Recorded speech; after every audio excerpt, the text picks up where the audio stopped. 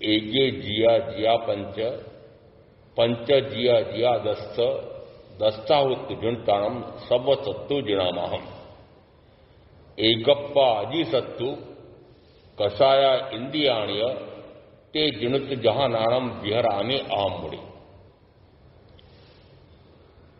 उत्तराधन सूत्र के 23वें अध्ययन केशी गौतम संवाद में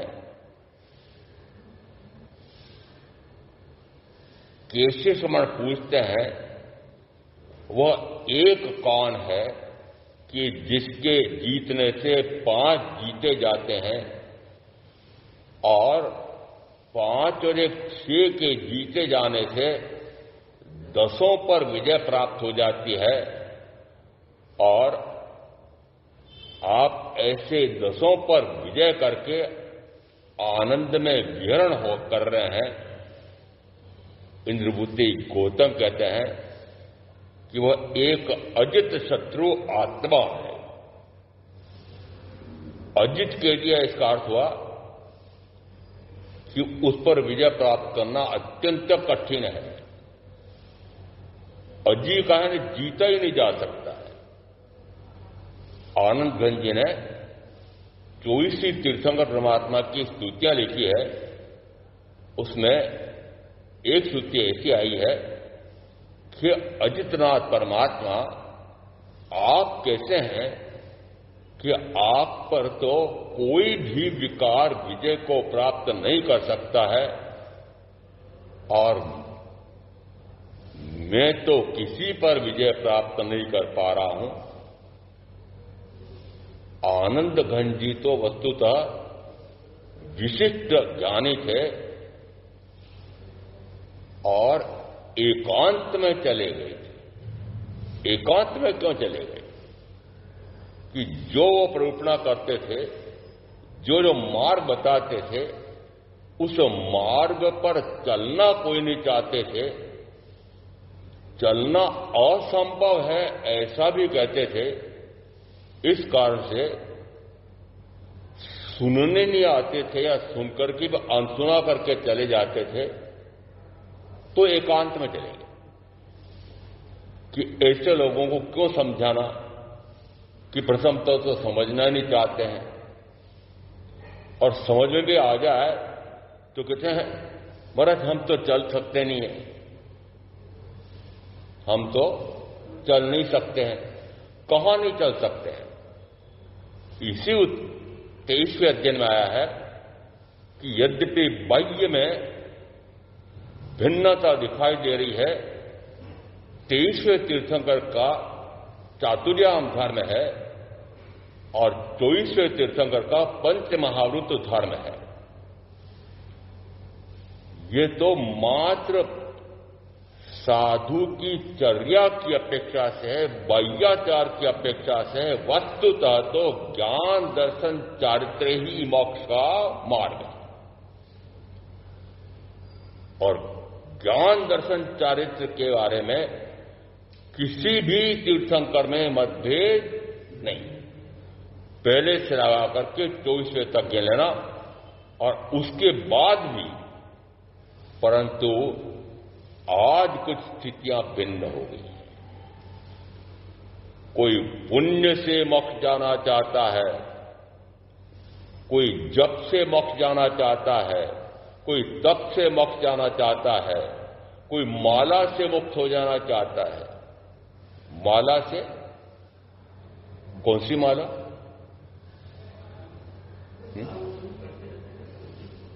कौन सी माला फेरते हो?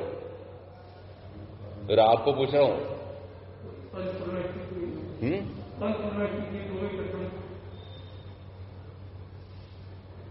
5 ऐसे परम इष्ट हैं, उन 5 परम इष्ट की मैं माला फेरता हूं, तो परम इष्ट किसको कहते हैं?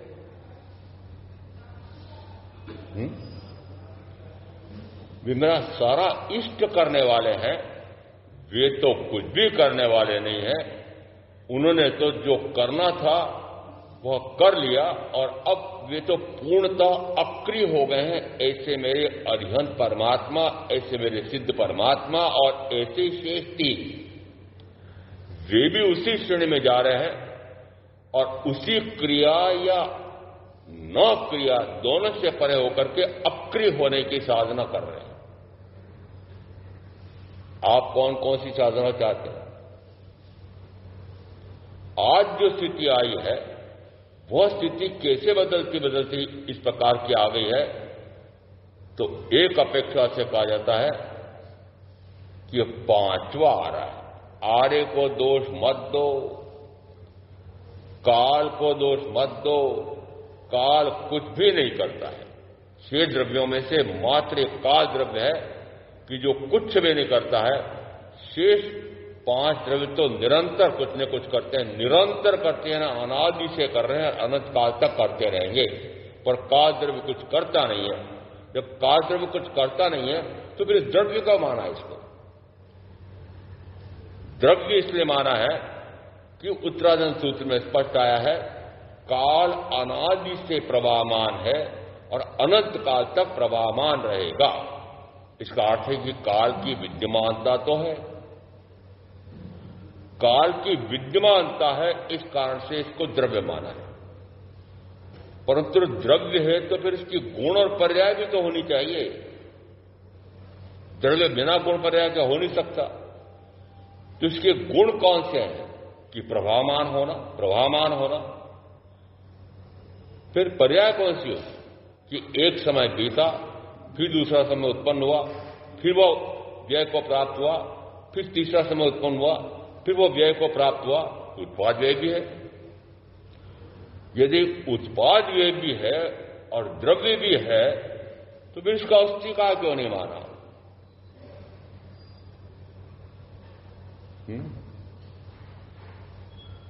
पांच अन्य द्रव्यों को तो अस्तिकाय माना है और काल के पीछे मात्र लगाया काल।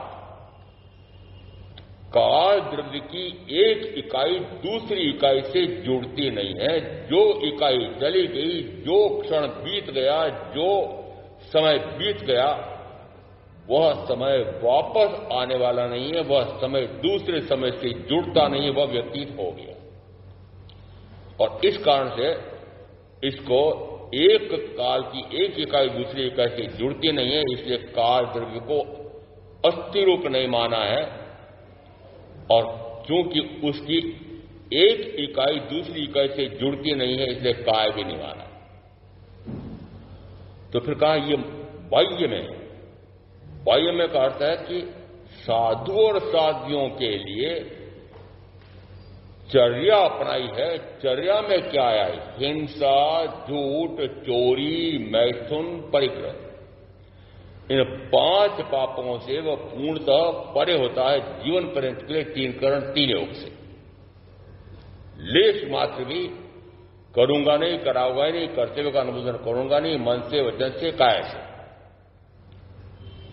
तो ये 5 प्रकार के क्या हैं पाप? हिंसा, झूठ, चोरी, मैथुन, परिग्रह। यदि 5 प्रकार के पाप हैं तो पाप कर्म का उपार्जन करा रहे हैं। यदि इस प्रकार के 5 पापों से मैं पूर्णतः विरत भी होता हूं तो पुण्य में जा रहा हूं। किस में जा रहा हूं? मुझे तो पुण्य भी नहीं चाहिए, मुझे तो पुण्य भी नहीं चाहिए। क्यों महाराज? पुण्य तो चाहिए हमें तो बताओ महाराज कि कैसे हम पुण्य करें, जैसे आराम से इतनी जिंदगी आराम से कट जाए, इतना सुख मिले। तो हमें तो महाराज पुण्य का फल चाहिए, इसलिए आप पुण्य कैसे होता है बताओ जरा। आपको क्या चाहिए? आपको शरीर सुख चाहिए। मुझे तो शरीर नहीं चाहिए, मुझे तो शरीर ही नहीं चाहिए। आपको मेरा शरीर नहीं होगा तो साधना कैसे करेंगे?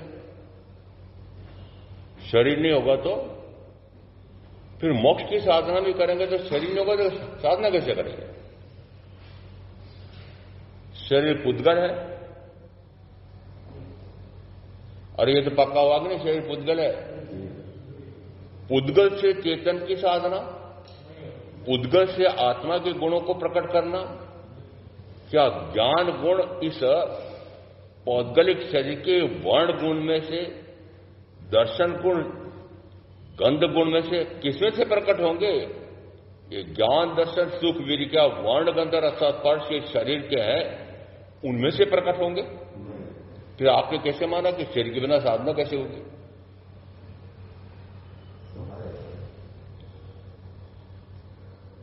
मुक्ति, जन्म मरण से मुक्ति के लिए मनुष्य भाव की आवश्यकता है, और मनुष्य भाव मिल गया उसके बाद में इस मनुष्य शरीर से दृष्टि हटाए बिना साधना का प्रारंभ भी नहीं।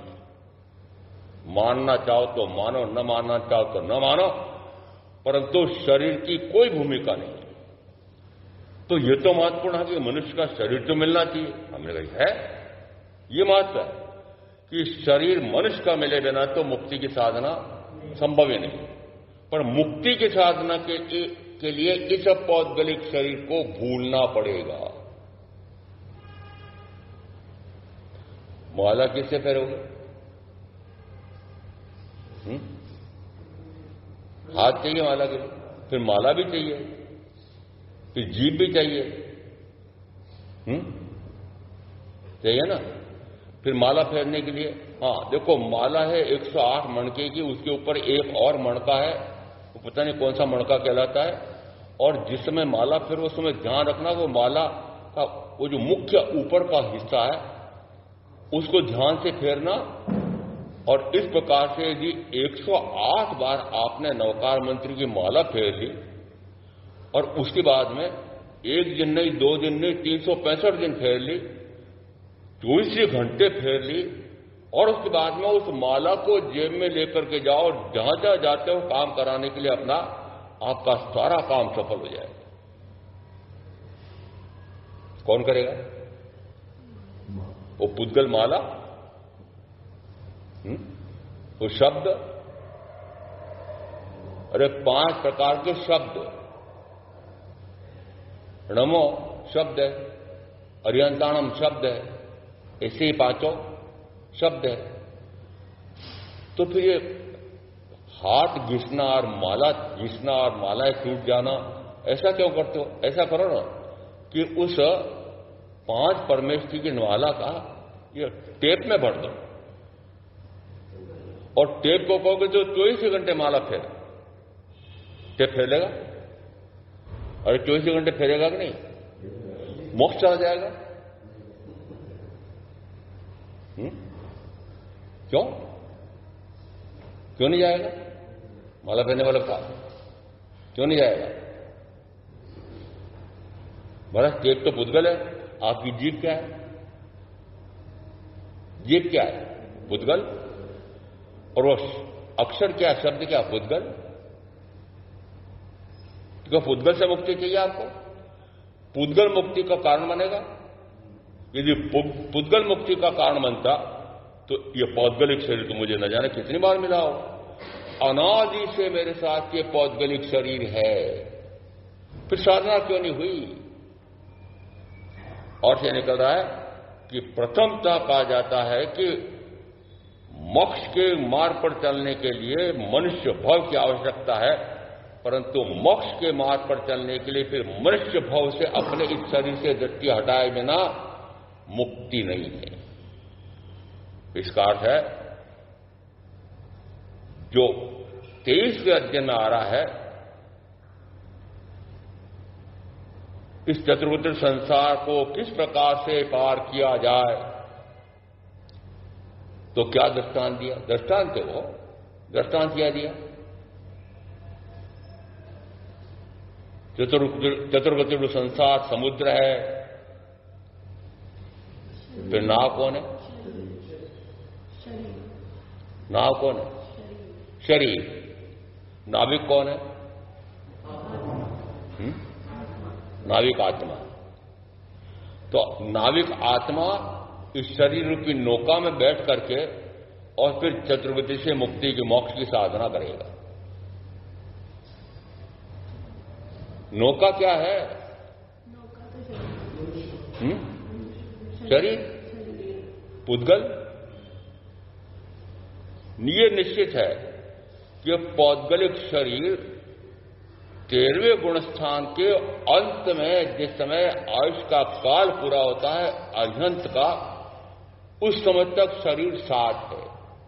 कब तक? परंतु जिस समय शरीर का संबंध छूट जाता है, शरीर मैं नहीं हूं, मैं तो शुद्ध चैतन्य स्वरूप सिद्ध समान आत्मा हूं, ऐसा अंदर में पक्का निश्चय हो जाता है, उस समय कहा जाता है कि ज्ञान का प्रकाश हुआ है, दर्शन गुण का प्रकाश हुआ है, मिथ्या मान्यता घटी है, सम्यक्त तो हुई है। तो प्रारंभ कहां से होगा? साधना कहां से प्रारंभ होगी? किससे होगी? सम्यक्त से, ज्ञान से। तो ज्ञान किसमें से प्रकट करोगे? शरीर के किसी अवयव से? तो अरे ज्ञान का खजाना कौन है? ज्ञान का खजाना कौन है? मैं स्वयं। तो उस खजाना में से प्रकट करूंगा। यदि मैं स्वयं ज्ञान घन पिंड हूं, आत्मा स्वयं ज्ञान घन पिंड, घन पिंड का अर्थ होता है कि वो घन होता है, उस घन के और सामान्य लोहे में भारी अंतर है। उस लोहे को इतना कूटा जाता है, पीटा जाता है, इतना कूटा जाता है, पीटा जाता है कि उसमें एक अंश मात्र भी और कोई द्रव्य का प्रवेश नहीं हो सकता, पुद्गल का प्रवेश नहीं हो सकता। उसको कहते हैं वो घनीभूत हो गया है, ठोस हो गया है, इतना ठोस हो गया है। और इतना ठोस हो जाए तो उसको कहा जाता है घन। मैं आत्मा, इसमें ज्ञान गुण भी इतना ठसा हुआ है, इतना ठसा हुआ है कि उसमें कोई भी अवगुण प्रवेश ही नहीं कर पाता। अज्ञान नाम का गुण उसमें प्रवेश ही नहीं कर पाता। किसमें? ज्ञान घन पिंड आत्मा में अज्ञान नाम का अवगुण तो प्रवेश भी नहीं कर सकता। कर सकता है? हाँ? अनादि से यदि मैं उस ज्ञान गुण से अपने आप को तो जानता नहीं हूं और शरीर आदि पराये को अपना जानता हूं, तो फिर उस ज्ञान का क्या होगा? उस ज्ञान का क्या होगा? समाप्त होता जाएगा। क्यों? मात्र आपने इन कर्मों के स्वरूप को समझा नहीं है। ज्ञान पर आवरण शब्द है। ज्ञान पर आवरण है, पर्दा। दृष्टांत से समझना हो तो जेठ महीने की भरी दोपहर है और सूर्य तप भी रहा है और प्रकाश भी तेज है और बादल घिर आते हैं और इतने काले शां हो जाते हैं कि जैसे अंधकार हो गया है। अनुभव ही नहीं आ रहा है ताप का भी और प्रकाश का भी। क्या उस समय वह सूर्य तप नहीं रहा है? क्या प्रकाशमान नहीं है? फिर अनुभव क्यों नहीं आया? कि उस पर बादल का आवरण आया हुआ है। तो ये ज्ञान पर आवरण इसी को कहते हैं। आवरण कौन सा है? यह आवरण भी मैंने डाला है। और आवरण है क्या? आवरण पड़ता कैसे और आवरण हटता कैसे? समझना है? समझ करके फिर आवरण हटाने का पुरुषार्थ करोगे तो बताओ, नहीं तो क्यों बताओ? मैं उपाय बताऊं और आप करो ही नहीं तो उपाय क्यों बताऊं? मैं उपाय बताऊं, महाराज आप ऐसा उपाय बताओ कि हम कर सकें। उपाय कैसा बताओ कि हम कर सकें? और ऐसा उपाय बताओ हम कर ही नहीं सकते हैं तो फिर मत बताओ, कोई लाभ नहीं। आप उपाय बताओगे हम कर तो सकेंगे नहीं, क्योंकि करना तो मैं घरवाले की, करना तो मुझे घरवाले के अनुसार है। करना तो, अरे आप पर आरोप लगाना हो, करना तो महाराज मुझे अपनी घरवाले के अनुसार है। महाराज करना तो मुझे अपने घरवाले के अनुसार है। और आप कहते हो नहीं, मेरी बात सुनो, मेरी बात मानो, मेरे अनुसार करो, मैं जो कैसा कह रहा हूं वैसा करो। नहीं हुआ महाराज। मुंह पे तो मुझे नहीं बोलोगे, मुंह पे तो नहीं बोलोगे। एक हमारे यहां कोणिक महाराजा हुए थे। कोणिक महाराजा जिस समय तीर्थंकर महावीर का प्रवचन होता है उस समय जो प्रवचन सुनते हैं, केवल ज्ञानी तीर्थंकर हैं, तो उनका वचन सुनते सुनते सुनते ऐसा लगता है वो ऐसी वाणी जो मैंने पहली बार सुनी है। आज इतना आत्मा का आनंद का अनुभव आया है, ऐसा ज्ञान का प्रकाश हुआ है। अपने आप को अपने ज्ञान के प्रकाश में जान रहा हूं, देख रहा हूं, अनुभव कर रहा हूं। अपने आप के स्वयं के सुख का अनुभव आता है और अपना उपयोग अपने आप पर स्थिर होता है। ऐसा आनंद का अनुभव आता है। जिस समय ऐसा आनंद का अनुभव आता है उस समय वाणी फूटती है, ओ भगवान आपकी वाणी तो अपूर्व है, आपकी वाणी तो अपूर्व है। आप अपूर्व पुरुष हैं, आप अपूर्व पुरुष। अपूर्व यानी ऐसा पुरुष तो पूर्व में कभी हुआ नहीं, ऐसी वाणी तो मैंने पूर्व में कभी सुनी नहीं, ऐसी अपूर्व वाणी सुनी है, अपूर्व पुरुष है। तो जिस समय ऐसा वह सुनता है, समझता है, तो मानता है कि वाणी अपूर्व है। वो कब मानता है? कि जिस समय इस प्रकार की वाणी सुन करके उसको अपूर्व आत्मिक आनंद का अनुभव आता है। आपको आया ही नहीं, किसी को भी नहीं आया। कोई कौन है मुझे आया है? नहीं आया है। यदि ऐसी अपूर्व वाणी सुन करके ऐसा अपूर्व आनंद का अनुभव आया होता तो 5 इंद्रियों के सुख आपको जड़ लगते और वो 4 प्रकार के कषाय ये कसेले लगते। लग रहा है? क्रोध, मान, माया, लोभ, ये चारों प्रकार के, आप तो इन चारों प्रकार के कषाय से पूर्णतः परे होंगे। बहुत शांत रहते हैं, मुझे दिखाई दे रहा है बहुत शांत बैठे हैं। बैठे हो ना? ऐसे रहते हो 24 घंटे? नहीं तो फिर यहां नाटक कर रहे हो, यहां नाटक कर रहे हो। जो पूछा क्या था? पूछा यह था कि आप ये बताओ कि वो एक कौन है कि जिसके जीतने पर 5 जीती जाती हैं और 5 और 1 6 को जीत लेते हैं, तो फिर 4 और जीते जाते हैं और 10 पर विजय प्राप्त हो जाती है, तो आनंद में विहरण होता है। उस समय इंद्रभूति गौतम कहते हैं, एगे जिया जिया पंचे पंचे जिया जिया दस्ता दस्ता हो तो जन तारम सब सत्तु जनामाम, कि वो एक कौन है कि एक अजित शत्रु आत्मा है। यदि उस आत्मा पर विजय प्राप्त हो जाए, मन नहीं काया, भूल मत जाना।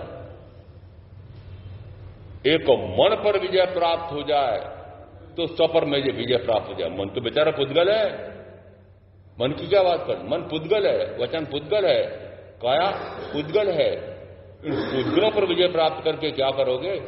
पुद्गल पर विजय प्राप्त हो भी नहीं सकता, और पुद्गल का तो मैं कुछ नहीं कर सकता, पुद्गल का मैं कुछ नहीं कर सकता। और अब मैं आपसे पूछूं कि आप इस पौद्गलिक शरीर का क्या कर सकते हो? आप में से प्रत्येक ने प्रयत्न किया होगा, षोडशी बनी रहूं, नौजवान पट्टा बना रहूं। आना तो बोलो। फिर अब बताओ आपका क्या हाल हुआ बासा? और नौजवान पट्टे क्यों नहीं बने रहे? आप बताओ। अरे काले कर रखे, मुझे दिख रहे काले नहीं है।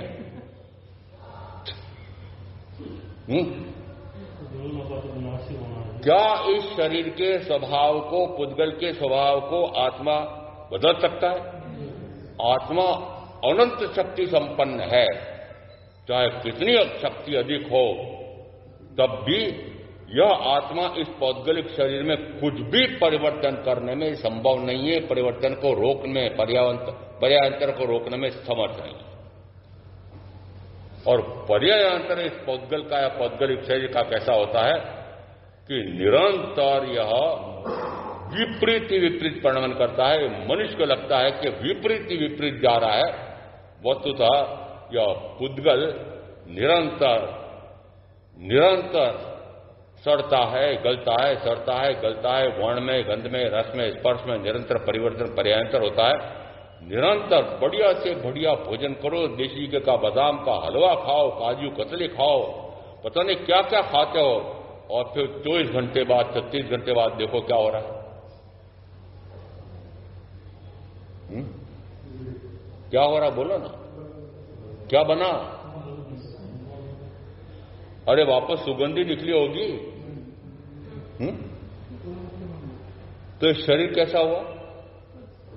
ये तो दुर्गंधों का भंडार है, मलमूत्र की खान है, वर्णगंधर स्पर्श वाला है। आपने क्या मान लिया? ये मेरा है। आपने क्या जान लिया? ये मेरा है, और मैं इसके माध्यम से सुख का प्राप्त करूं, इसके माध्यम से सुख मिले, इन 5 इंद्रियों के माध्यम से सुख मिले। और यदि कभी जिज्ञासा उत्पन्न हो कि मुझे आत्मा को जानना है, तो आत्मा को जानने के लिए अब मैं किससे जानूं? तो जानने का काम, देखने का काम 5 इंद्रियां करती है। एक इंद्रिय ऐसी है कि जो देखने का काम करती है, 4 इंद्रियां ऐसी है कि जो जानने का काम करती है, और मन ऐसा है कि जो अनुभव करता है। तो अब आप इस आत्मा को भी जानना, देखना, अनुभव करना चाहते हैं इन 5 इंद्रियों और मन के माध्यम से। सही है? और हमारे पास साधन ही क्या हमारा? मेरे पास साधन तो मेरे यही है। 5 इंद्रियां हैं मेरे पास, मन वचन काया है, तो अब और किससे इस आत्मा को प्रकट करूंगा? जो साधन मेरे पास है उन साधनों से प्रकट करूंगा। अब ये साधन कौन से हैं? नाव। साधन कौन से हैं? वो नाव पे ले जाना होगा। साधन कौन से हैं? नाव कौन सी है? शरीर। क्या शरीर की नौका में बैठ करके इस चतुर्वित्र संसार समुद्र को पार कर सकता है? महाराज यदि उत्तरार्जुन सूत्र के 23वें अध्ययन में आया है तो ये तो भगवान की अंतिम देशना है। समझिए नहीं, शब्द है, उस शब्द के मर्म रहस्य को कहां समझा? वस्तुतः 5 प्रकार की इंद्रियां पौद्गलिक हैं, मन भी पौद्गलिक है, और इनके माध्यम से आप साधना करना चाहते हो तो फल आएगा मात्र पौद्गलिक फल। सुख या दुख? पौद्गलिक सुख मिलेगा, पौद्गलिक दुख मिलेगा। आत्मिक सुख और आत्मिक आनंद का अनुभव तो नहीं आ सकता है। आत्मिक सुख और आत्मिक आनंद को प्राप्त करना हो तो इस शरीर से दृष्टि हटाए बिना, इसको जानना बंद किए बिना नहीं हो। तो इस शरीर रूपी नौका को कब छोड़ना पड़ेगा? 13वें गुणस्थान के अंतिम समय पर छोड़ना पड़ेगा कि पहले गुणस्थान को प्राप्त छोड़ने के लिए करना पड़ेगा? पहला गुणस्थान भी तब छूटेगा कि शरीर से दृष्टि हटे। शरीर को जिस समय जानना बंद करोगे उस समय आत्मा का जानना होगा। बहुत स्पष्ट है। शरीर को देखना जिस समय छोड़ोगे उस समय आत्मा का देखना होगा। शरीर या शरीर के साथ जुड़ी 5 इंद्रियां और 5 इंद्रियों के साथ जुड़े वापस परिजन, धन, वैभव, भोग साधन, सारे इन सारे पौद्गलिक साधनों के माध्यम से मिलने वाले सुख को छोड़ करके, महाराज जो मेरे हाथ में सुख है वो तो मुझसे छुड़ाना चाहते हो, और फिर कहते हो आत्मा में अनंत सुख है, परमात्मा अनंत सुख संपन्न है, वो परलोक में सुख है, वो सिद्ध शिला पर अनंत सुख, सिद्ध परमात्मा को अनंत सुख है। किसने देखा? क्या कहा मैंने? उन तीर्थंकर परमात्मा को मैं भी ये कह के आ गया कि हे परमात्मा, मेरे हाथ में जो 5 इंद्रियों के सुख है, मुझे प्रत्यक्ष अनुभव में आ रहा है कि इनमें सुख है। आना तो बोलो है कि नहीं? प्रत्यक्ष अनुभव में आ रहा महाराज? प्रत्यक्ष अनुभव में नहीं आ रहा? अरे अभी एक उदाहरण दिया मैंने कि देसी घी का बादाम का हलवा खाओ तो सुख तो लगता है, स्वाद तो आता है, मजा तो आता है, अनुभव में आ रहा है, तो अनुभव सिद्ध है। अनुभव सिद्ध है ना? अनुभव आ रहा है कि एक एक इंद्रिय के माध्यम से जो मुझे भोग मिल रहा है उस भोग में मुझे सुख लग रहा है, आनंद आ रहा है। झूठ कहां से? मेरे अनुभव में। मैं अनुभव सिद्ध कह रहा हूं, मैं अनुभव सिद्ध कह रहा हूं। अब यदि आप अनुभव सिद्ध कह रहे हैं तो मैं कैसे करूं? भाई इनको स्वयं को अनुभव आ रहा है तो सही होगा। और यदि मैं आप सब सारे मनुष्य मान लो इस प्रकार के हैं, एक सिर्फ मात्र कहता है जान जगत में दुख वर्धक धन, अति भयंकर ममता बंधन, सुख कर मोक्ष प्रदायक उत्तम, धर्म धुरा धर लेना मन। इस गाथा के हिंदी अनुवाद में उत्तरार्जुन में पहले भाग में क्या है आपसे बुलवाना चाहता हूं। जान जगत में दुख वर्धक धन, माना आपने? माना क्या? प्रत्येक के मानता है, प्रत्येक कि धन के बिना सुख कहां से होगा? धन के बिना सुख कैसे मिलेगा? और इसलिए आप सारे धन कमाने के लिए पिल पड़े। शब्द बड़े विचित्र बोलता हूं, पिल पड़े। किसके लिए फिर पड़े? 24 घंटे रात दिन के आपका बस चले ना, तो विश्राम करो ही नहीं 24 घंटे धन कमाने में। ये तो शरीर का ये भी स्वभाव है कि कार्य करते करते थक जाता है। इस कारण से फिर आपको जबरन विश्राम में, नींद में जाना पड़ता है। आप तो चाहते हो कि नींद भी नहीं निकालो, वो नींद का जो समय जा रहा है उसको भी धन कमाने में लगा रहा है। चाहते तो ना? हाँ, चाहते हो। और धन कमा करके फिर क्या करोगे कि महाराज 5 इंद्रियों के साधन सुविधाएं जोड़ूंगा, पति पत्नी के साथ संबंध करूंगा और फिर 5 इंद्रियों का भोग भोगूंगा, मजा आएगा। आएगा कि नहीं? आता है कि नहीं? महाराज मेरे अनुभव में आ रहा है।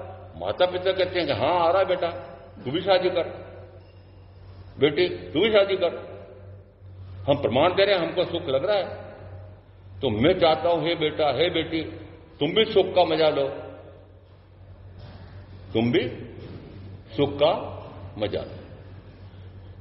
हे बेटा हे बेटी, यदि मैंने इन 5 इंद्रियों के माध्यम से सुख का मजा लिया है तो मैं चाहता हूं तुम मेरे प्रिय बेटे हो, प्रिय बेटी हो, तुम भी इस प्रकार के सुख का मजा लो। संसार कैसे चल रहा है? संसार कैसे चल रहा है? समझ में आ रहा है? ये संसार इसलिए चल रहा है, जिन ने इस शरीर से 5 इंद्रियों के माध्यम से मिलने वाले सुख को सुख माना है, उन्हीं के कारण ये संसार अनंत काल से चल रहा है और अनंत काल तक चलता रहेगा। कितने काल तक? संसार तो अनंत काल तक चलता रहेगा, पर मैंने तो तय किया कि मैं तो मेरा संसार का तो अंत कर दूं। किसका संसार? ये मेरे चतुर्भुज संसार का तो मैं अंत कर दूं। और आपसे पूछ रहा हूं, आप चाहते हो क्या? अरे आप अपने चतुर्भुज संसार के जन्म मरण के दुख का अंत चाहते हो क्या? चाहते हैं। शर्त बड़ी कड़ी है। चाहते थे पर शर्त बड़ी कड़ी है। अभी तक जिनको आप अपना जान रहे हैं उनको अपना जानना बंद करो। अभी तक आप जिनको अपना देख रहे हैं उनको देखना बंद करो। अभी तक आप जिनके माध्यम से सुख का अनुभव कर रहे हो उन माध्यमों को परे कर दो, और अभी तक जिन पर आपका उपयोग जा रहा है उनसे परे हो जाओ। क्या कहा? अभी तक आपने जिसको जाना है ये मेरा है, ये मेरा है, ये मेरा है, अब ये पक्का करो कोई मेरा नहीं, कोई मेरा नहीं है। कोई में कौन? कोई में कौन? ये शरीर ही मेरा नहीं है, शरीर ही मेरा नहीं है। शरीर ही मेरा नहीं, इसे पक्का हो रहा है क्या? शरीर ही मेरा नहीं है। कोई तो हां भरोगे हमारा शरीर मेरा नहीं है। नहीं है। अब यदि शरीर मेरा नहीं है तो जो शरीर से जुड़े हुए हैं, उत्तराखंड की 2-3 गाथा हैं। माता पिता सूसा भाई पत्नी और पुत्र नहीं अपना, निज कर्मोदय से पीड़ित प्राणी के तरण साथी है सपना। स्थावर जंगम धन धान्य तथा अन्य उपलब्ध साधन सारे, कर्मों से पीड़ित प्राणी के दुख भोगों को न टारे। यह अर्थ समझ निज प्रज्ञा से सम्यक दृष्टि नित भाव धरे। आसक्ति स्नेह का मूल काट परिचित जन की ना जा करे। तीसरी गाथा की महत्ता है, आसक्ति स्नेह का मूल काट परिचित जन की ना जा करे। किसको नहीं जानना चाहेंगे? किसी को नहीं जानना, अपने आप को जानना। जिस समय यह अंदर पक्का होगा कि मुझे किसी को नहीं जानना है, उस समय अपना जानना होगा। मुझे किसी को नहीं देखना, उस समय अपना देखना होगा। मुझे और किसी का सुख होना चाहिए, उस समय अपने सुख का अनुभव आएगा। और फिर उस कारण से वो उपयोग भी फिर मात्र आत्मा का गुण होने के कारण से आत्मा के ठिकाने पर स्थिर होगा और उस समय कहा जाएगा कि बाह्य में देखेगा कि ज्ञानावरणी, दर्शनावरणी, मौनी, अंतराय ये क्षीण हो रहे, क्षीण हो जाएंगे। किसी कर्म को, घाती कर्म को क्षीण करना नहीं है, अपने आपे में आ जाओ, अपने आप में आ जाओ। कहां आ जाओ? अभी तक बाहर ही बाहर घूम रहे हो। बारी बारी ने कहा आत्मा में रमण हो रहा है क्या? कहां रम रहे हो? राग रूप, द्वेष रूप, कषाय रूप, पता नहीं किस किस प्रकार के रमण हो रहा है। रमण तो गजब का हो रहा है, रमण तो गजब ऐसे तन्मय होकर के उसमें लगते हो जिसमें ये एक एक इंद्री से का भोग जब आता है तो इतने तन्मय होकर के ना, जिस समय इस रसनेंद्रिय का स्वाद लेता हूं उस समय मुझे याद है कि रसनेंद्रिय का स्वाद लेता हूं उस समय ऐसा लगता है आज तो भोजन का मजा आ गया, आज तो भोजन का मजा आ गया। आता है कि नहीं? अरे मैं आपसे पूछ रहा हूं, यदि हल्दीराम के भुजिया हो और देसी घी का बादनाम का हलवा हो, काजू कतली हो, फिर बाद में वो आइसक्रीम किसका प्रसिद्ध है दिल्ली में? उसका अंत में आइसक्रीम मिल जाए, महाराज भले 5,000 रुपये लग जाए, 10,000 रुपये लग जाए, पर अमुक अमुक विशेषता वाले भोजन अमुक अमुक के जाकर के भोजन करते हो। सबसे बढ़िया वो भोजन कहां मिलेगा? कि सबसे बढ़िया दिल्ली में या आइसक्रीम किसके यहां मिलेगा? वो प्रचार करता है कि पूरी दिल्ली में जिस प्रकार का आइसक्रीम, जिस प्रकार का स्वाद इस आइसक्रीम में और किसी के आइसक्रीम में वो स्वाद नहीं है। तो आपको इतना प्रचार तब होता है, जब होता है तो आप क्या करते हो? और आत्मा में अनंत आनंद है, इसका प्रचार करने वाले हैं ही नहीं। आत्मा में आनंद है, आत्मा के स्वयं के सुख का अनुभव करो, ऐसा प्रचार करने वाले है ही नहीं। कौन कौन है मुझे बताओ जरा, कुछ गिनतियां तो बता दो कि आत्मा में अनंत सुख है। आत्मा में अनंत सुख है, इसका अर्थ है आत्मा स्वयं अनंत सुख का कंद है, वो आत्मा ऐसे अनंत सुख का भंडार है।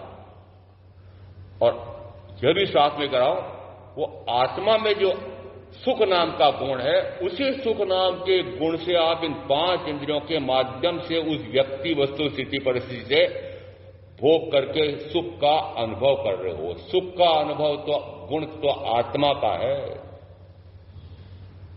उस वस्तु में सुख है, उस व्यक्ति में सुख है, इन इंद्रियों में सुख है, इस पुद्गल में सुख है।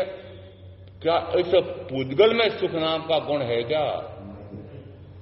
हे महाराज, जिस समय मेरा वो कच्चा झोपड़ा था कवेलू का, मिट्टी का, सारे मकान गांव में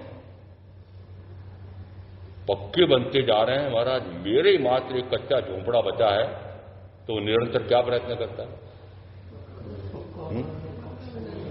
फिर पक्का मकान बन गया, और पक्का मकान बन गया तो वापस किसी ने वो कोटा का घिसा हुआ पत्थर लगा करके ऐसी बढ़िया फर्श बनाई। फिर किसी ने देखा, अरे वो कोटा के उस पत्थर के स्थान पर कोई और बड़ा पत्थर आ गया, बढ़िया आ गया है, वो संगमरमर आ गया है, फिर ग्रेनाइट आ गया है, फिर कांच के महल हो गए हैं।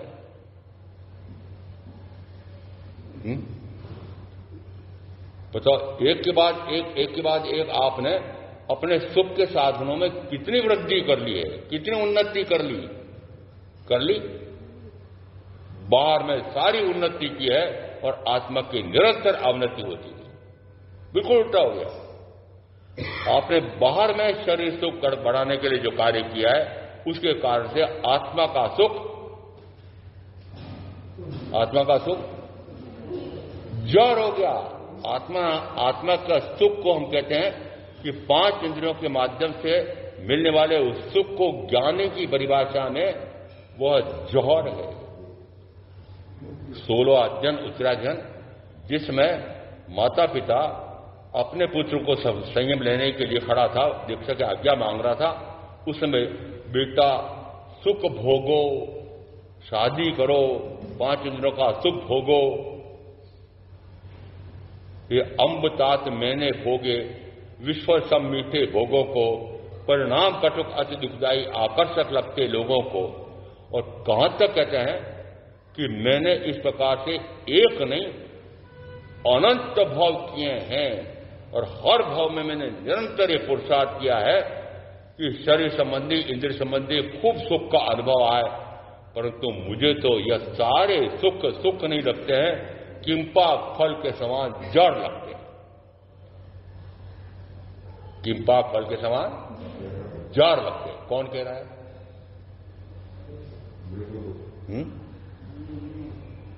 मात्र मृगा पुत्र कह रहे हैं अपने माता पिता को। आप में से कोई कहने को तैयार है?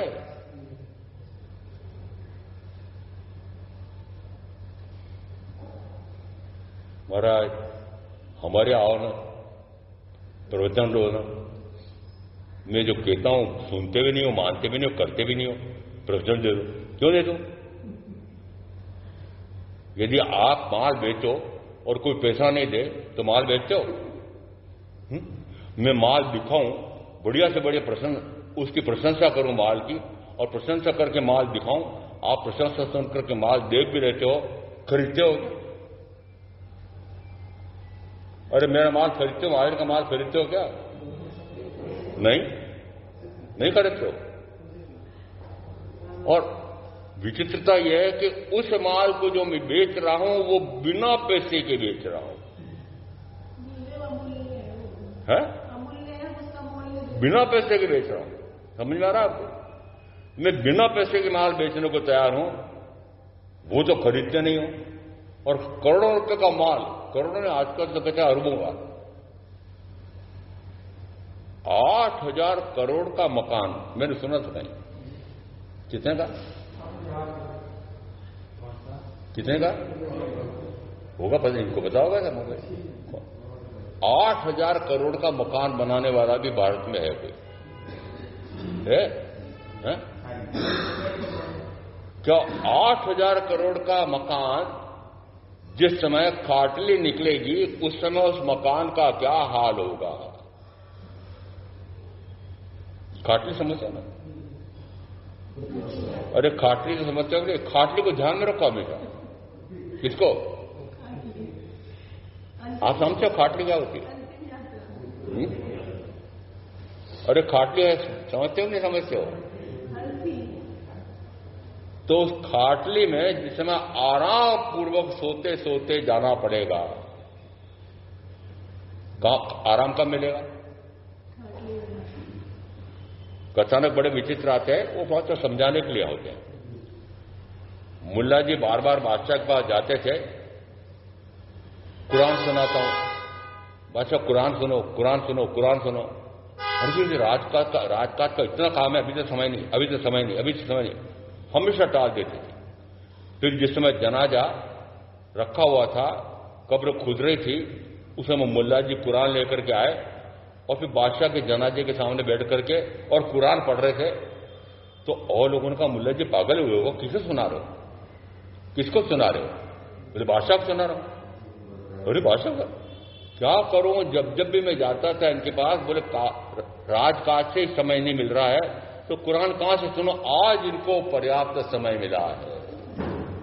तो आपको समय कब मिलेगा?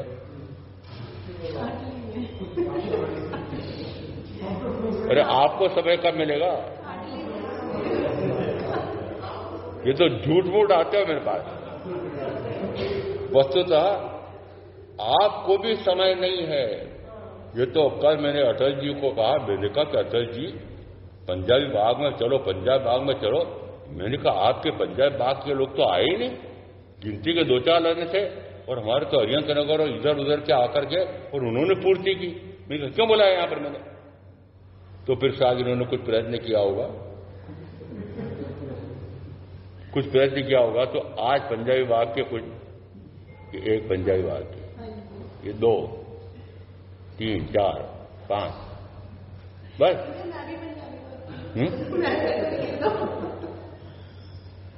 ये कह रही है महाराज मैं एक हूं 100 के बराबर हूं। पूजा बहन क्या कह रही? मैं एक आई हूं ना पंजाबी बाग से, मैं 100 के बराबर हूं। हो वास्तव में देखा जाए तो तीर्थंकर परमात्मा की वाणी अमूल्य है, अपूर्व है, अपूर्व आनंद का आस्वाद कराने वाली है, अपूर्व सुख की देने वाली है। और उस अपूर्व आनंद को प्राप्त करने के लिए वह वाणी अपूर्व है, उसको इतना एकाग्र होकर के सुन करके उसी के अनुसार यदि जीवन यापन करें तो निश्चित मानना कि उसी प्रकार का सुख प्राप्त होगा जैसा उन अध्यंत परमात्मा को प्रकट हुआ था, प्राप्त हुआ था, वैसा मुझे भी प्राप्त हो सकता है। एगे जिया ने कहा कि एकमात्र आत्मा पर विजय प्राप्त कर ले। अब पहले भी अटक गए, कौन? सारे अटक गए। महाराज कोई आत्मा पर विजय प्राप्त होती है क्या? यह आत्मा का भाव तो निरंतर इधर उधर भटकता ही रहता है। आत्मा तो निरंतर भटकता ही रहता है और इसको भटकाने के लिए इस आत्मा के साथ ये मन भी है, 5 इंद्रियां भी है और इन 5 इंद्रियों के माध्यम से एक मन के वचन के कार्य के माध्यम से यह आत्मा निरंतर भटक रही है। भटकना किसके माध्यम से हो रहा है? किसके माध्यम से? 5 इंद्रियों के माध्यम से हो रहा है, 4 कषायों के कारण से हो रहा है। तो 4 कषायों के कारण से मूल में उस कषाय में भी एक है, क्रोध, मान, माया और चौथा है लोभ का थोप है, लोभ का अंत है। अरे कहीं संतोष है क्या? कोई हाथ ऊंचा करके मुझे बताओ कि महाराज मुझे अब संतोष होगा, मुझे कुछ नहीं चाहिए, मुझे कुछ नहीं चाहिए। जिस समय राजा ने कहा 2 मासा से क्या होगा, दैनिक स्थिति सुनी थी, सारी स्थिति जब उसने बताई और इस कारण से मैं भागा आ गया था, आपके दरबार ने मुझे पकड़ लिया, उसमें द्वारपाल ने, ऐसी मेरी दैनिक स्थिति। वो दैनिक स्थिति सुन करके राजा का बेचारा 2 मास से सोने से क्या होगा कि कुछ और मांग ले, कुछ और मांग ले। ऐसा जिस समय राजा ने कहा, उसने कहा और मांग ले कह रहे हैं तो फिर सोचना पड़ेगा। सोचते सोचते 2 मासा के जगह 2 तोले मांग लो, 200 तोले मांग लो, बढ़ते इस राजा का आधा राज्य मांग लो। फिर भाव आया कि आधा राज्य तो वापस राजा के पास रह जाएगा, वो युद्ध लड़के मेरे से वापस चलेगा, तो इस राजा का पूरा राज्य छीन लो। क्या मांग लो? राजा का पूरा राज्य मांग लो। और हमारे यहां तो एक कथानक ऐसा भी है, वो पुरोहितों ने जिस समय भोजन किया राजा के यहां और भोजन करके और फिर अब दक्षिणा मांगी, मुझे कथानक याद कम रहते हैं। दक्षिणा में उन्होंने क्या दे दिया? सारा राजपाट सुपुर्द कर दिया। और फिर जिस समय दक्षिणा मांगी ऊपर आगे, तो जैसे उस कोषपाल को कहा भाई खजाना में से इतने रुपए ला करके इनको भेंट कर दो, उन्होंने कहा खजाना तो आप पहले दे चुके हमारे को, वो तो हमारा हो गया। अब जो तुमने अब दान देना है तो वो दान इस खजाना में थोड़ी दे सकते। तो क्या हालत हुई? पत्नी कहीं बिकी है, पति कहीं बिका है, और पति का हाल मुझे याद है कि उसको किसी ने खरीदा तो स्मशान के ऐसे व्यक्ति ने खरीद लिया कि जो भी शव आते थे उस शव का आधा कफन वसूल करना, इस प्रकार का एक वहां होता है। तो ऐसे व्यक्ति ने उसको खरीद लिया और अब कहा कि भाई जो भी यहां पर शव लेकर के आएगा तो जो कफन होगा उसका आधा कपड़ा तुमको लेना है। और योग संयोग से वो रानी के पुत्र का देहावसान हो गया था और कफन तो था नहीं, साड़ी को फाड़ करके थोड़ा सा उसको ढक करके ले गई और कहा कि आधा मुझे दो। समस्या आई समस्या। और समझ रहे आप, संतोष होता है? संतोष होता है क्या? ये सारी कहानियां क्यों कही मैंने? कहानियां नहीं कहता मैं, सामान्यतः मेरे प्रवचन कहानियां नहीं होती, पर मैं कहानी इसलिए कही मैंने कि क्या आपको संतोष होता है कि बस इतना ही बहुत है?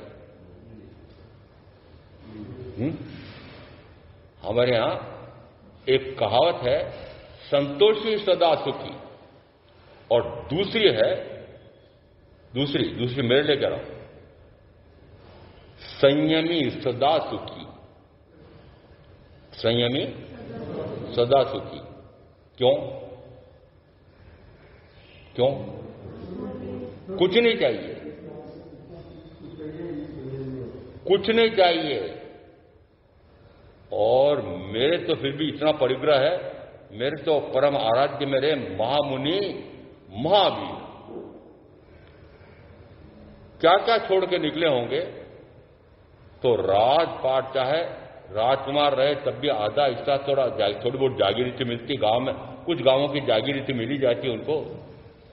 बड़ा बेटा राज्य का अधिकारी होता, राजा बनता, तब भी उन छोटे को भी कुछ न कुछ तो मिलता ही नहीं, मिलता ना।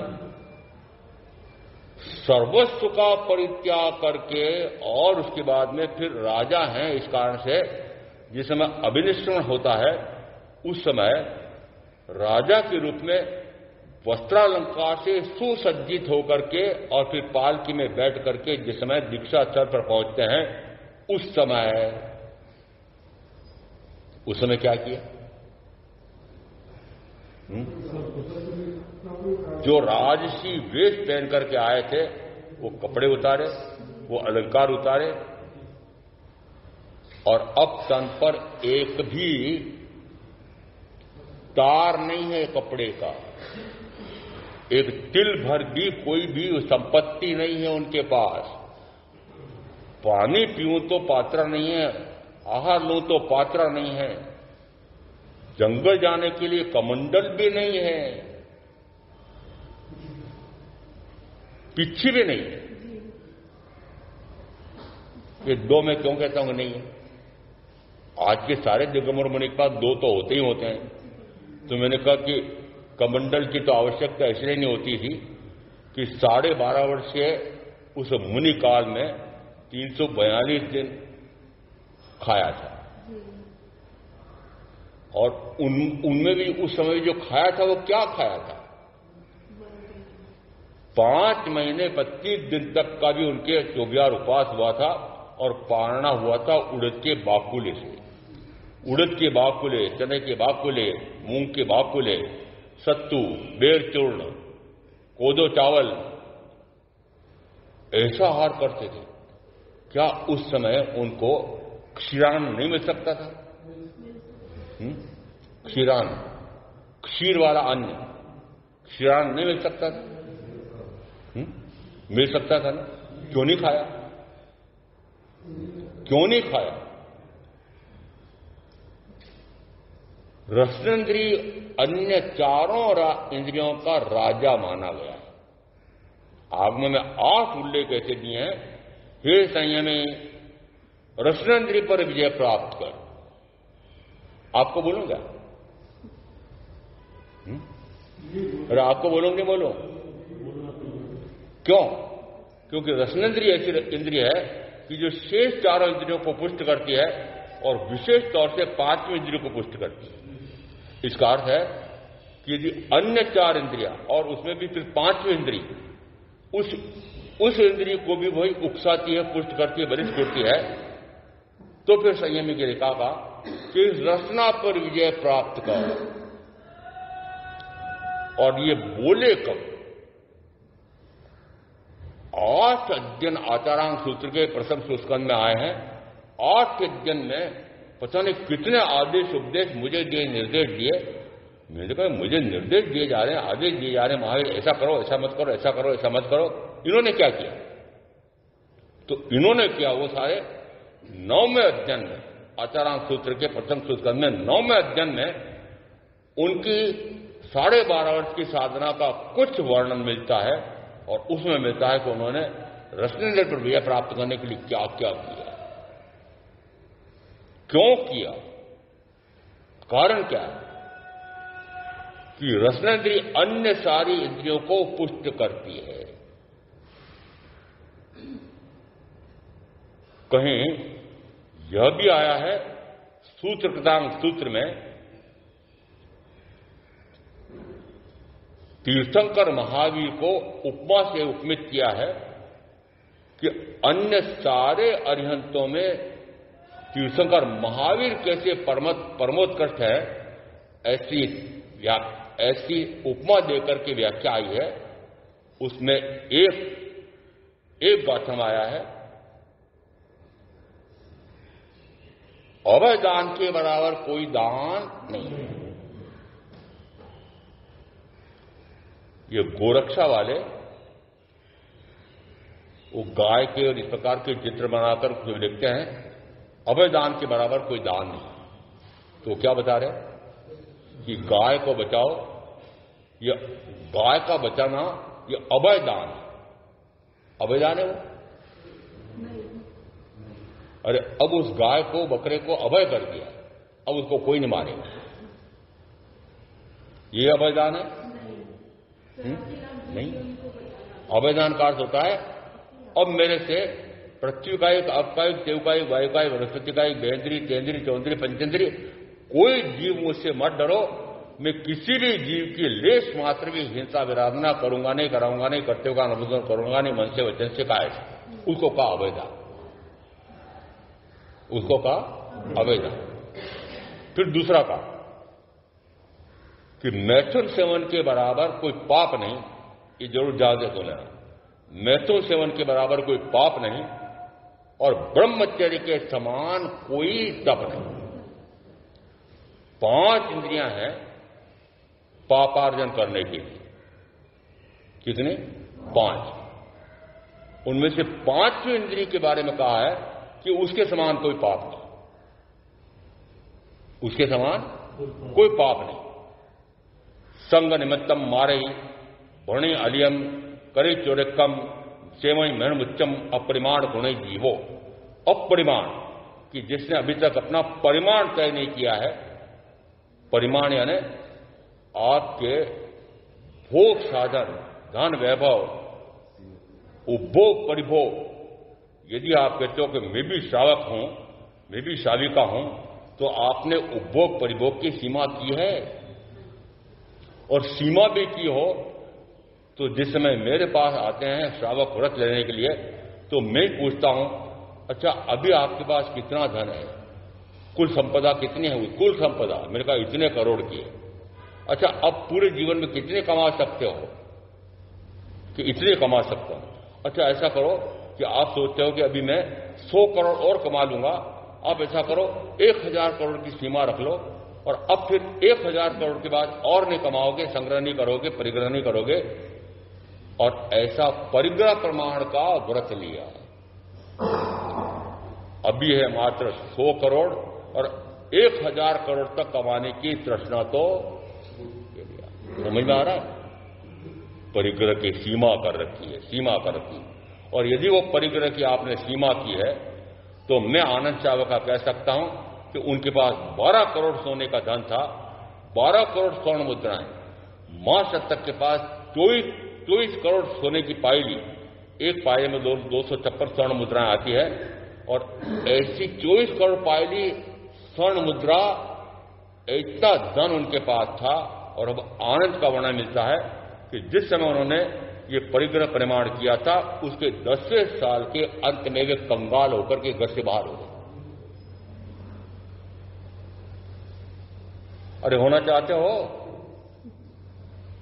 अरे महावीर के समान कंगाल होना चाहते हो? महावीर के लिए हमारे आया शब्द, महावीर अकिंचन्य धर्म के मानने वाले थे, पालने वाले थे। अकिंचन्य धर्म क्या है? गरीब से गरीब व्यक्ति, उसको कहा अकिंचन्य, कुछ नहीं है उसके पास।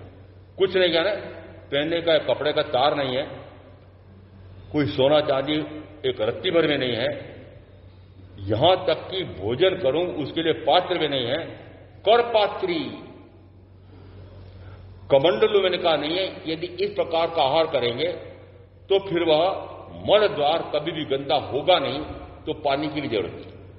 और रात्रि में, जो तो दिन में भी ध्यान में मग्न रहते थे, तो रात्रि होने के बाद तो निरंतर ध्यान में मग्न रहते थे, तो चलने का काम ही नहीं, तो पीछे की भी जरूरत नहीं। समझ आ रहा? ऐसे मेरे परम आराध्य महावीर महामुनि की अवस्था बताऊं मैंने, वो बताई मैंने। यदि वे महामुनि इस प्रकार के थे, तो फिर मैं उनकी तुलना में क्या हूं? जो कुछ नहीं किया। अरे उनकी तो छोड़ो, एक जिस मैंने संघ में दीक्षा ली थी, गच्छ में दीक्षा ली थी, शीतल गच्छ, उसमें एक ऐसे मुनि हुए थे कि जिन्होंने अपने अंतिम 27 साल तक मात्र छात पर जीवन यापन किया। वेणी चंद जी महाराज साहब। और क्या निकल रहा है? इंद्रिय विषयों पर कितनी विजय, रसनेन्द्र पर कितनी विजय। और यदि एक इस आत्मा पर विजय प्राप्त हो जाए तो कहा जाता है 5 इंद्रियों पर विजय प्राप्त हो जाती है, क्योंकि इन 5 इंद्रियों को आदेश देने वाला कौन है? 5 इंद्रियां किसके बल पर कार्य कर रही है? आत्मा के बल पर। यदि आत्मा इस प्रकार का आदेश न दे तो ये इंद्रियां नहीं कर सकती।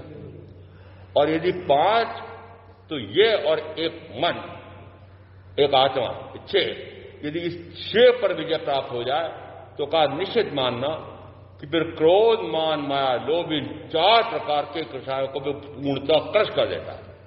और ऐसा कहकर के इंद्रभूति गौतम ने उत्तर दिया केशी श्रमण को कि मैंने एक अजशत्रु आत्मा पर विजय प्राप्त कर ली है, इस कारण से 5 इंद्रियों पर भी विजय प्राप्त कर ली है, और 5 और 1 6 पर विजय प्राप्त हो गई, तो फिर 4 कषाय पर भी विजय प्राप्त हो गई है, और 6 और 4 10 पर विजय प्राप्त हो गई है। तो 10 पर विजय प्राप्त करके मैं आनंद में विहरण कर रहा हूं, आत्मा आनंद में विहरण कर रहा हूं, परम सुख का आनंद ले रहा हूं, परम सुख में गोते लगा रहा हूं, परम सुख में मग्न हूं। परम सुख है ना आत्मिक सुख, आत्मिक आनंद, आत्मा का स्वयं का सुख। आत्मा के स्वयं के सुख अर्थ होता है, किसी और माध्यम से मिलने वाला सुख नहीं, वो इन इंद्रियों के माध्यम से, उन भोजन के पुद्गलों के माध्यम से मिलने वाला सुख, उसको तो पहले कह दिया कि वह तो जड़ है। वो जड़ है किस अपेक्षा से कहा? जड़ किस अपेक्षा से कहा? कि जितना जितना 5 इंद्रियों के सुखों का भोग करेगा, उतना उतना भयंकर से भयंकर, तब गाढ़ से गाढ़ तब कर्म का बंद करेगा। और ऐसा बंद करके जाएगा कहां? नरक।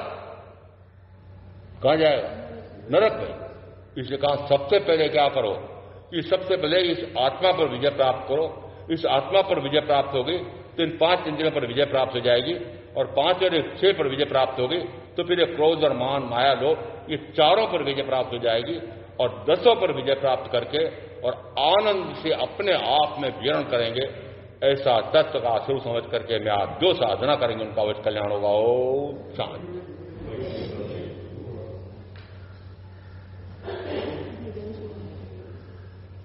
गुरुदेव के चरणों में मेरा कोटि कोटि वंदन।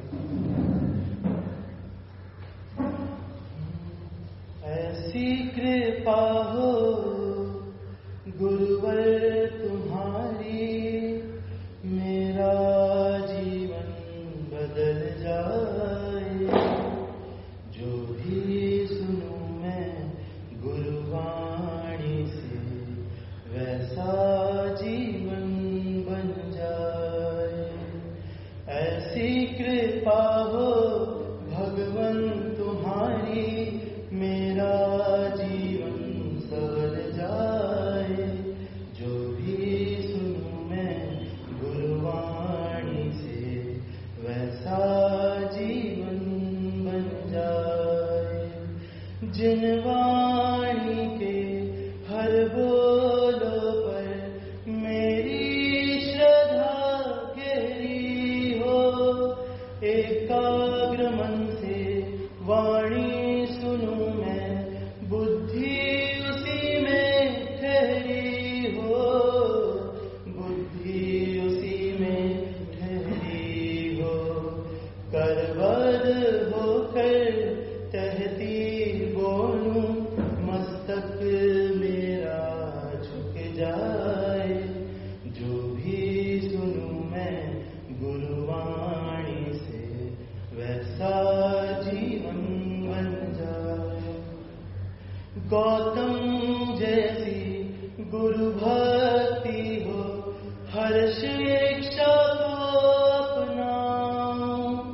जागे विरक्ति टूटे ये बंधन, एकत्व भावों में रम जाऊं, एकत्व भावों में रम जाऊं। गुरु की वाणी तन मन झलके, अज्ञान मेरा मिट जाए। जो भी सुनूं मैं जिन वाणी से, वैसा जीवन बन जाए। ऐसी कृपा हो गुरुवर तुम्हारी, मेरा जीवन बदल जाए। जो भी सुनूं मैं जिन वाणी से, वैसा जीवन बन जाए। मेरे मन के परिणामों में ना हो कचायों का संधान।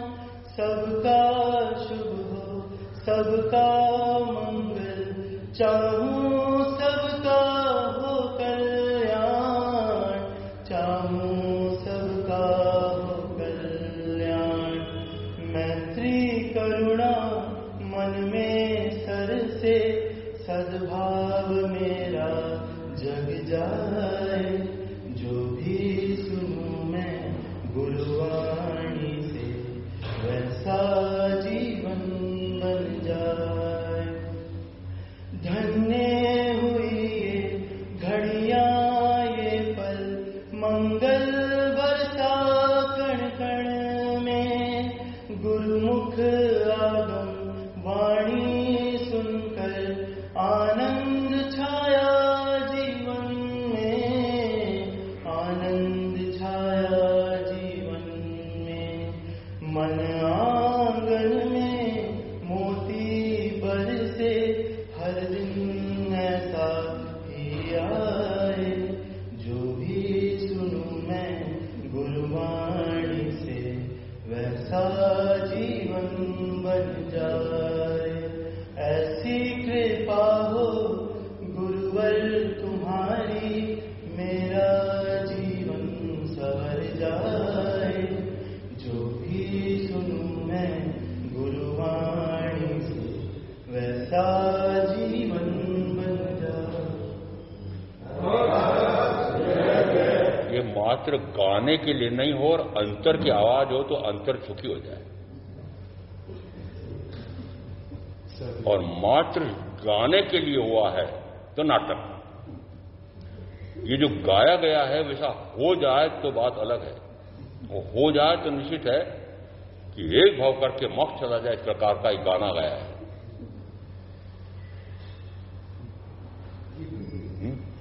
तो गाना अलग है और उसको चरितार्थ करना अलग है।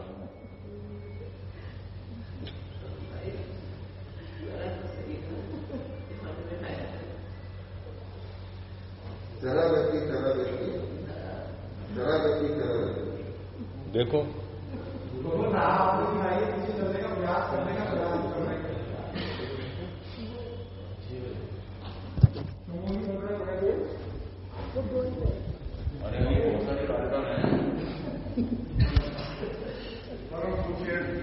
वाले भी आए हुए हैं। पूज्य गुरुदेव श्री उदय मुनि महाराज